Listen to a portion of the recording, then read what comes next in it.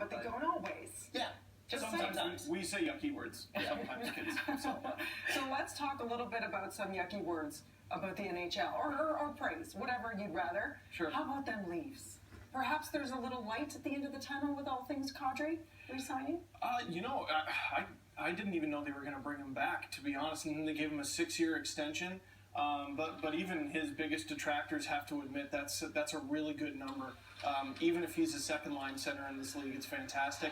Morgan Rielly's a big part of the future, and I know the Leafs finished dead last, but the Toronto Marlies finished first place. That's their farm team, and their playoffs start on the 23rd.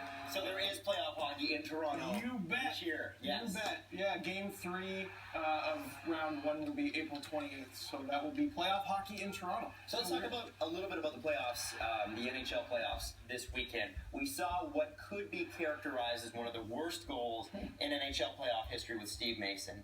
Now this is a shot, and I'm not sure if we have it. It was a shot from center. It went in. It went off a couple bodies and that sort of thing. When you see that as somebody that breaks down knockout, here it is.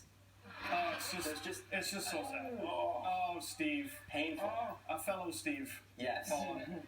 When you see something like that, people were just ripping Steve Mason to shreds. What do you say? Well, you know what? Like, that's a goalie's nightmare, because the shot was actually taken from the complete opposite end of the ice, and Jason Chimera, the guy who was awarded with the goal, tips it. You know, it's taking those funny bounces. It changes direction. I mean, it's still an NHL player taking that shot, and even though Steve Mason is an NHL goalie and should have had it, sometimes you got to wear it. And, the Flyers, part of the reason they're in the playoffs right now is because of Steve Mason, so I'll go to bat for him, and they lost the game 4-1. So it's not like if he makes that save, it's a giant game changer, yeah. So as a lover of all things NHL, with no Canadian teams in the playoff, who do you root for? How does that work? Do you have your go-tos, your third, fourth, and fifth choices? Well, I go with former Leafs, so Phil Kessel in Pittsburgh, and he's been playing really, really well, right? That's right. The Penguins actually lost their last game. They only had 2 goals, but Kessel had both of them. So he's looked really good there, and when he was in the playoffs with the Leafs that one time, because that did happen one time, he looked really good. He was good, with Boston in the playoffs. He's a good player in the playoffs. Roman Polak, Nick Spaulding, and James Reimer are all in San Jose, so maybe Leaf fans could cheer for them, and they're up 2-0 on the Kings.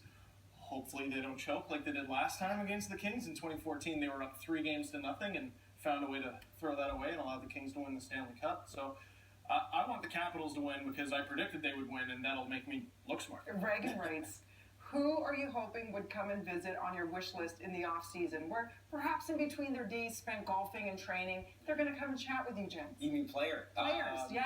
Or owners, managers. Well, I would love to talk to Lou Lamoriello, Leafs GM.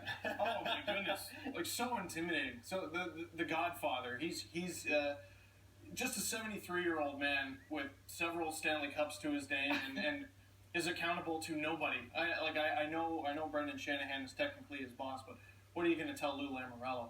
And he's helped show a young Leaf team and young Leaf front office what's what. And I mean, they did finish last, but I've never seen fans so optimistic for a last place finish. Right. It's all about the future. The smart hockey fans in the city, they get it. And one of the best Sportsnet guys we ever had on was Elliot Friedman. He could tell. Yeah. We had him for 2.5 hours. This show lasted, and he just story after story after story after story, and you knew that at the end of it there was many, many more. So he was really great. One thing we should mention too, on Sportsnet, April 30th, we've got the draft lottery. And why is this a big deal? Well, it's a huge deal because the Leafs have the best odds of winning it. They have a 20% chance of picking first overall. They haven't picked first overall since 1985, when they picked Wendell Clark. They might pick second, they might pick third, they'll pick no worse than fourth. And there's tons of good guys available. There's the 2 big Finnish guys, Matthew Tkachuk.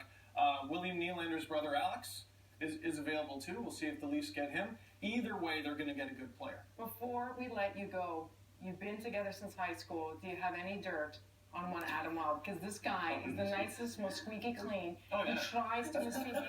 Even his misbehaving is cute. Like, do you have anything? His misbehaving is cute. Did you know he used to be a front man in a band? What band? I don't know if I could actually say the No, name. that is it. The Revelers, you can say. Yeah, The Revelers? Yeah, not the other one. Not the other one. Like frontman or played an Oh instrument? no, he was he played those vocal cords. Oh, come on, you sing? Like Not well.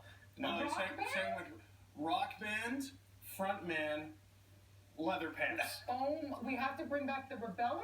Revelers. The Revelers. Yeah. Which that was how I every know. church basement he played in introduced his band.